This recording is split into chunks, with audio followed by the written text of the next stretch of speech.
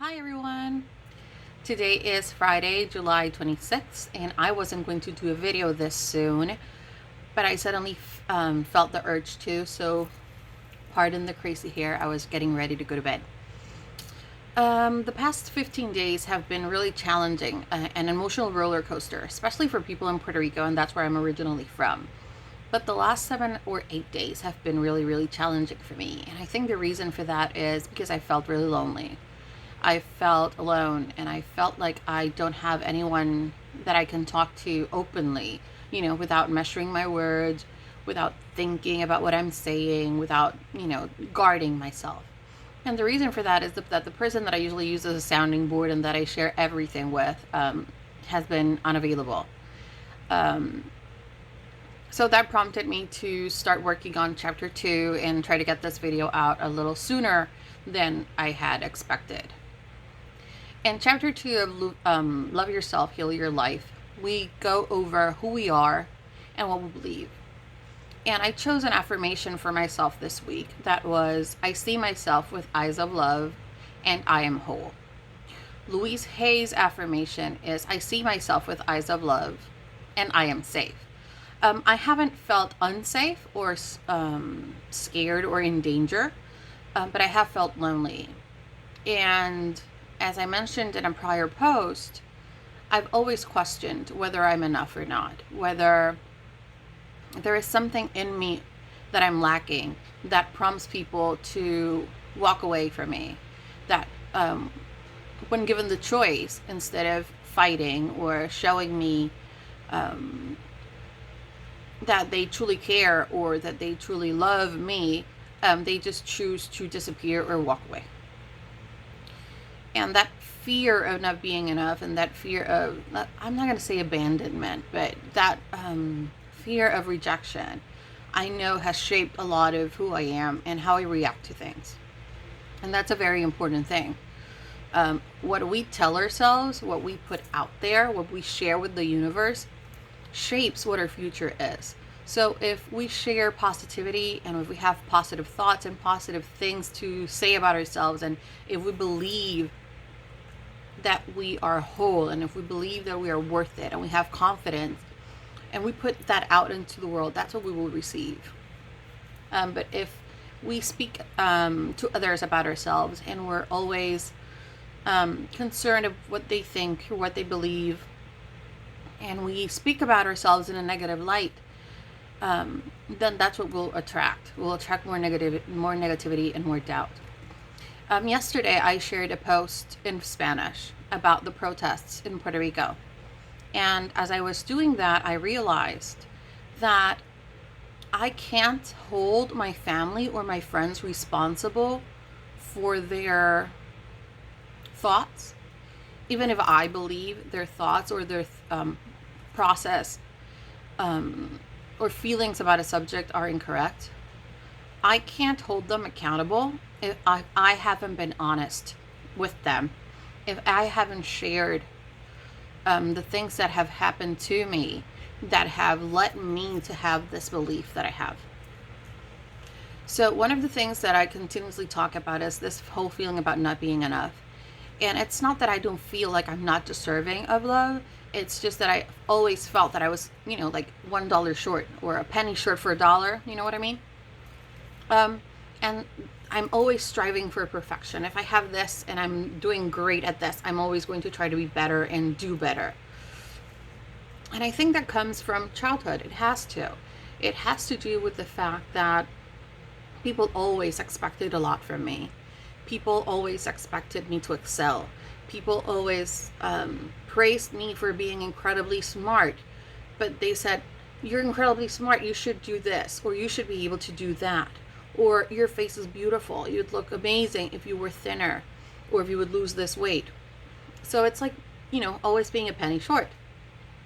And then I realized that a lot of the beliefs that I have about relationships stem from the examples of people around me, being my grandparents, my uncles and aunts, and my parents.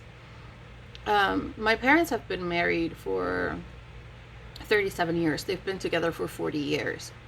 And I know my parents are completely devoted to one another. But I've also learned that relationships aren't always 50-50, that there are days when one party is going to give more than the other, is going to be more invested in the relationship than the other. So one day it might be 60-40, one day it might be 70-30. But I've also learned, and I've come to understand, that that works if there's a balance. But if one party is always giving 90% and the other one is just putting in 10%, it won't work, because you will become tired and you'll become disappointed and you'll start resenting your partner. So instead of measuring myself and measuring my relationships on these other examples that I've had, I've realized that I have to start measuring them onto what I believe and what I want for myself. Another thing that I went through on this week during this chapter was what you think about certain topics. And one of those things is, what do you believe about men? What do you believe about women? What do you believe about God? What do you believe about work? What do you believe about money? What are your beliefs on sex and on love? And I'm going to share what my thoughts are on those things. Some were easier than others. Work, money, religion, those to me were the easy ones. My beliefs about men and women became a little bit more complicated, and I had the most trouble with love and sex. And I'm going to share what I wrote and why I feel the way I do about all these things. What I believe about men. I believe men have an advantage. I believe our society gives men the advantage because men are allowed to go after what they want and nobody questions them. Men are allowed to put their careers first. Men are allowed to have hobbies. Men are allowed to have passions. Men are allowed to have friends and live their life as they want. Women, on the other hand, are disadvantaged because their society expects them to work, but society also expects them to have family and to put their children's need first and to put their household first and to put their marriage first. So women take a back seat in their own lives because they're always putting other people first. I also believe that men live for the right now. Men do things that they want to do when they want to do them. And as women and head of household and having to take care of children, we're always thinking about the future. And we're always really cautious about being selfish. And if putting ourselves first is going to affect someone else in our household. When it comes to religion and God, I think they are different things. I am very spiritual. I have a very deep belief. And I believe that God is a higher power. It's a higher level of consciousness. I believe God or religion helps you determine right from wrong. It's a guide. It's your moral compass. It tells you if what you're doing is right, if what you're doing is wrong, if it affects someone. But I believe everyone has a little good and a little bad within them. I believe you just have to choose which wolf you're going to feed, if the good one or the bad one. When it comes to religion, my views are a little bit different. I was raised Roman Catholic. My grandparents were very, very involved in the church.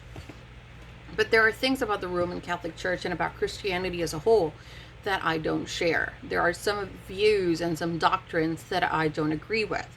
So even though I have my own beliefs, I have also opened myself to other spiritual beliefs and other spiritual variants, which lead me to say that right now I don't identify myself with one specific religion.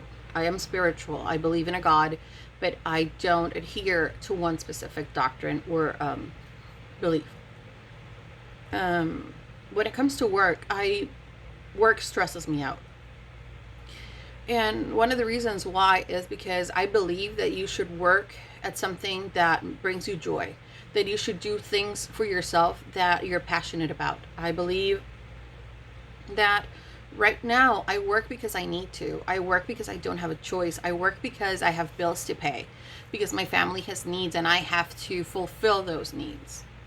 When it comes to money, I believe that I never have enough. And I think that belief of scarcity that I have leads me to not make more money, because I continuously tell myself, you're $1 short. Or I'm always juggling, which bills am I paying this week? Do I have enough to do this? Do I have to tell my kids no? And I hate saying no. I hate, and hate is a strong word, but I hate not being able to give myself the things they want and the things they need. And I don't like having to tell myself or deprive myself from things I want and need because of money. What do I think about success? To me, success is feeling joy with what you do. It's about having the freedom to choose how do you live your life. It's having the freedom to choose how you spend your time and your money. To me, success is being good at something and enjoying it. I believe everyone deserves to be successful, but it doesn't have to always be successful in a career. What do I believe about failure? I think failure is giving up. Failure is not trying. Failure is walking away from something or someone that you really want and you really love. Failure is knowing that you're doing something wrong and you keep on doing it. And doing things over and over again, hoping for a different result when you know things are not going to change unless you change. Failure is quitting. Failure is not starting. Failure is being scared. Okay, and my beliefs in love and sex. Those are the last ones and the most difficult ones. What do I believe about love? I believe love exists. I believe love exists. I believe love is amazing. I believe that everyone deserves to be loved. I believe that I deserve to be loved the way I love others. I believe that love causes a lot of heartbreak. And a lot of that heartbreak has to do with loving someone that doesn't love you back, or loving someone that doesn't choose you.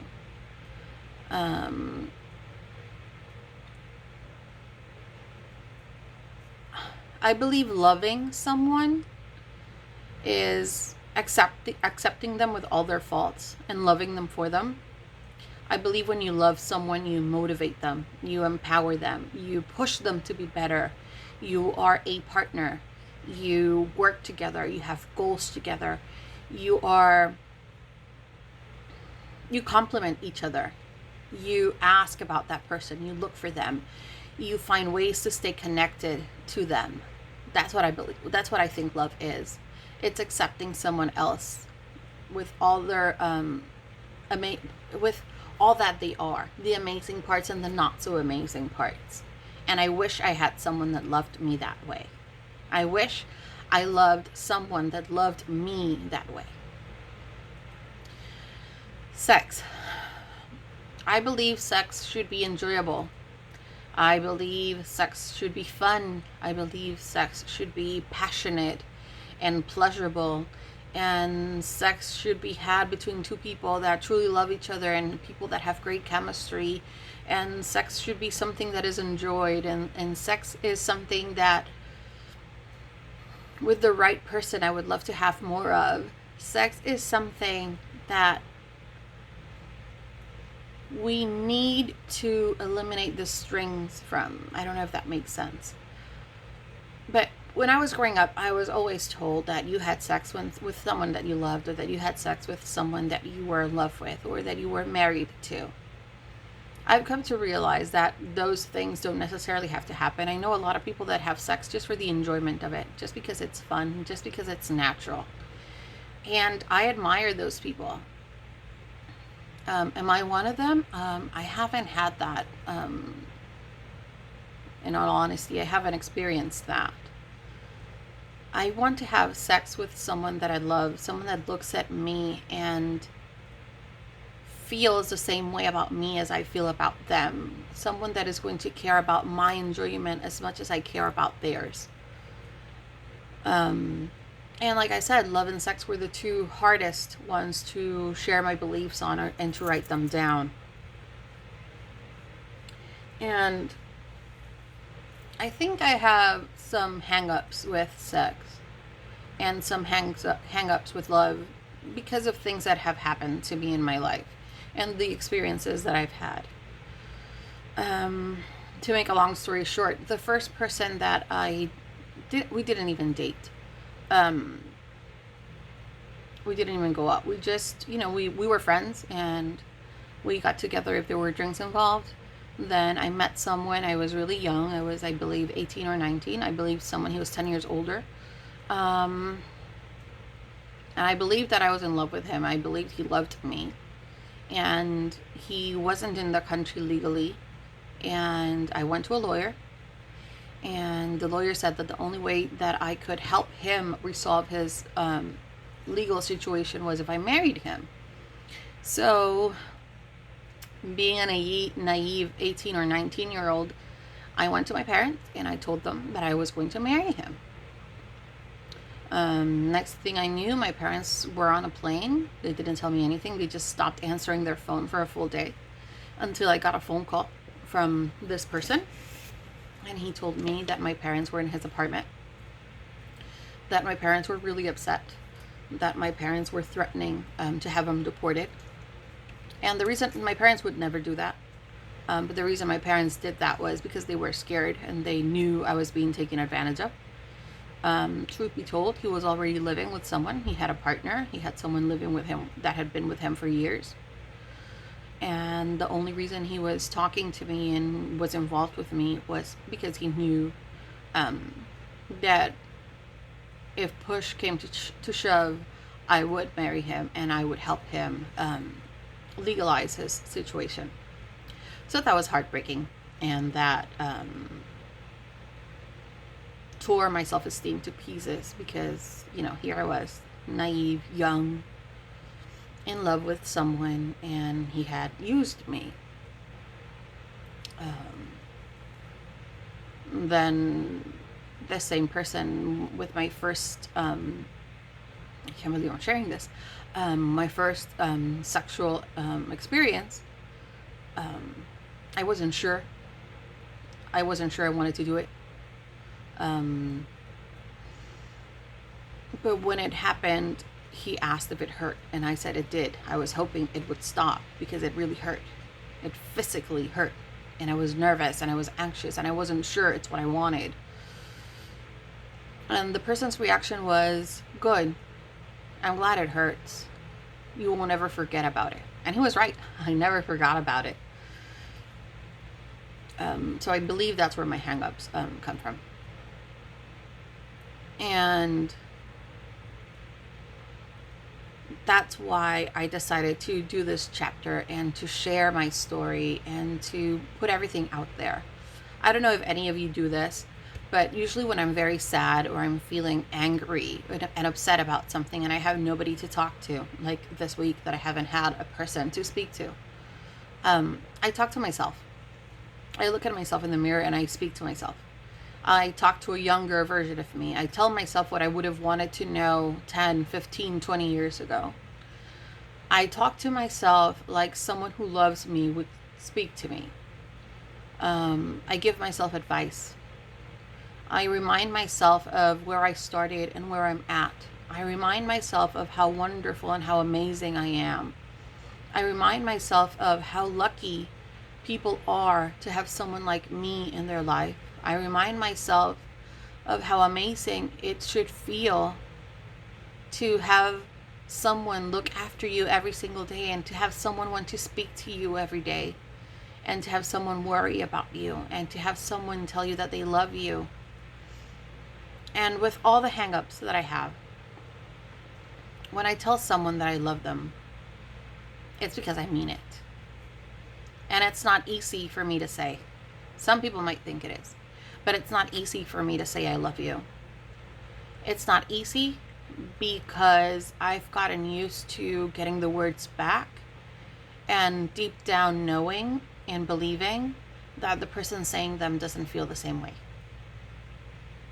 So when I say I love you to someone, I truly, truly mean it. And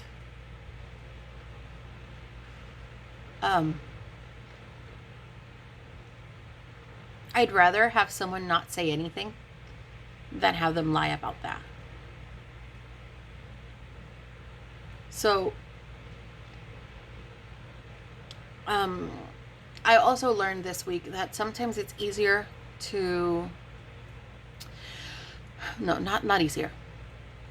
I also finally understood this week that when you insist on something and you push and push and push and push and push for something, like when you send someone a message every single day and they don't reply, or when you call them and they don't answer the phone, or when you share something amazing that happened to you and there is no response, or the response you get is not what you expect or what it should be. Not insisting is sometimes the greatest act of love that you could give someone. Just give them space. Just let them be. And I struggle with that because I'm always pushing for answers. I always want to know. And I think part of that has to do with the fact that I always question whether if I gave my all, and if that person knew that I was giving everything I had in that moment. So this week, if you're feeling down, if you're feeling sad, if you're feeling lonely, if you're feeling angry and you don't know why, just look at yourself in the mirror and talk to yourself. Look in your past, look at your childhood. Think about the things that you believe and what made you believe those things. Was it something in your parents' relationship? Was it something that happened to you when you were a child? Is it something that you were taught? Because the things we say become our truth. The things that we believe about ourselves shape us. And we can't change other people. I can't make other people love me. I can't force them to choose me. I can't push them to fight for me. That is something they have to do on their own. That is something that they have to want to do. I don't want anyone to love me because I made them love me. I want someone to love me because I am worthy of that love. Because they feel that I am important to them and that I am an important part of their life. And we can't change other people. The only people we can change is ourselves. So the next time you're going to talk to yourself in a positive light. Talk to yourself with love. Talk to yourself with respect. Talk to yourself with confidence. There's enough negativity out there for us to start speaking down on ourselves, to start talking down on ourselves.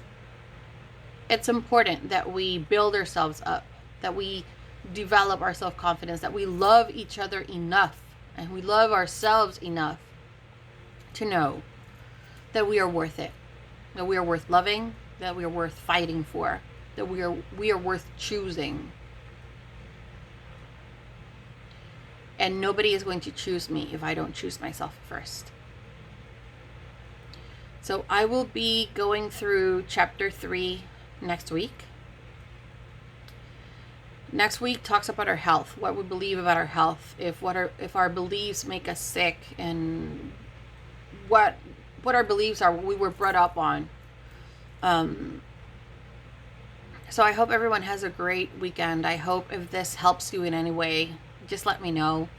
I don't know how many people are watching. I don't know how many people listen to me ramble, but this is healing. And to heal ourselves, we have to accept and love each part of ourselves, not just the pretty parts, the broken parts too. And it's not an easy journey, but I'm not giving up on myself. If others give up on me, if others choose to leave, if others choose to live life without me being a part of it, that's their choice, not mine. I'm going to keep fighting for myself. I'm going to keep pushing to be a better version of myself.